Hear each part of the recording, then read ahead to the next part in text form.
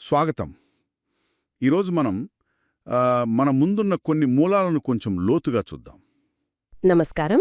ముఖ్యంగా మహాభారతంలోనే ఒక శ్లోకముంది.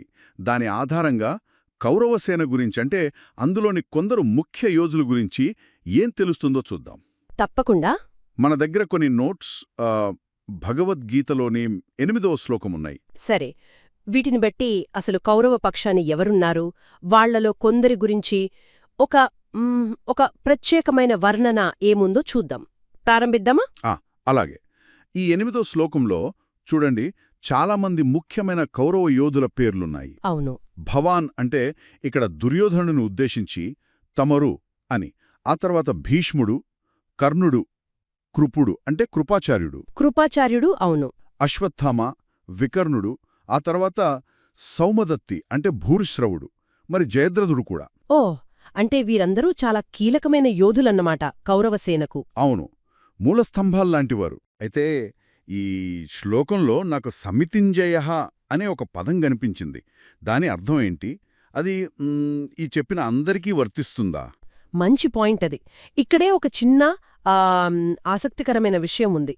సమితింజయ అంటే మాట ప్రకారం యుద్ధంలో ఎప్పుడూ గెలిచేవాడు అని. ఎప్పుడూ గెలిచేవారా? అవును. అయితే మూల శ్లోకం, దాని అనువాదం జాగృత్తగా చూస్తే ఈ విశేషణం అంటే ఈ గొప్ప బిరుదు ఆ జాబితాలోని అందరికీ వర్తించదు. అలాగా? అందరికీ కాదా? మరి ఎవరికి వర్తిస్తుంది? ప్రత్యేకంగా ఆ గౌరవం దక్కింది నలుగురికి మాత్రమే. నలుగురికా? ఎవరు వాళ్ళు?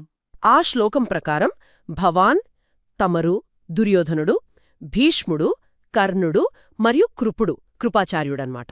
ఓ, అంటే భీష్ముడు, కర్ణుడు, కృపుడు, దుర్యోధనుడు. మరి అశ్వత్థామ, వికర్ణుడు, భూరిశ్రవుడు, జయద్రథుడు వీళ్ల గురించి కూడా చెప్పారు కదా?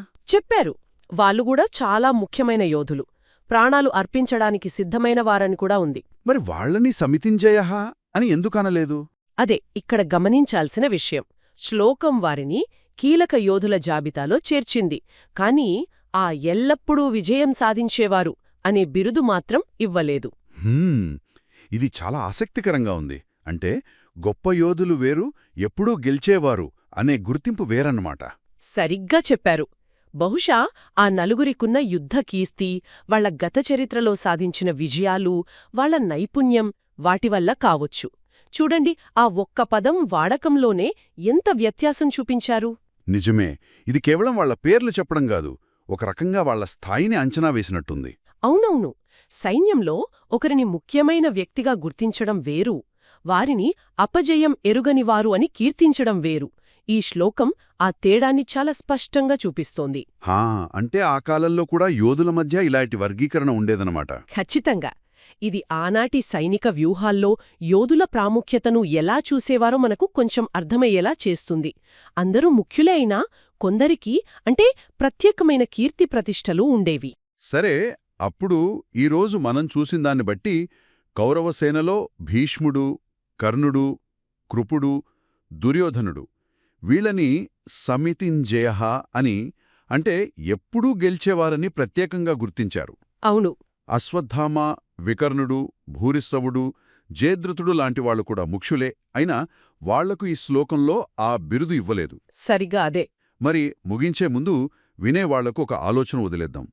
ఈ ఎల్లప్పుడూ విజయం సాధించేవారు అనే వర్ణన, అది కేవలం ఆ యోధుల గత గొప్పతనాన్ని చెప్పడానికేనా, లేక ఆ మాట వెనుక కురుక్షేత్ర యుద్ధ ఫలితం గురించి ఏదైనా సూచన ఉందని ఆనాడు అనుకుని ఉండొచ్చా? మంచి ప్రశ్న. దీని గురించి ఆలోచించవచ్చు. సరే, ఈనాటి విశ్లేషణ ఇక్కడతో ముగిద్దాం. అలాగే.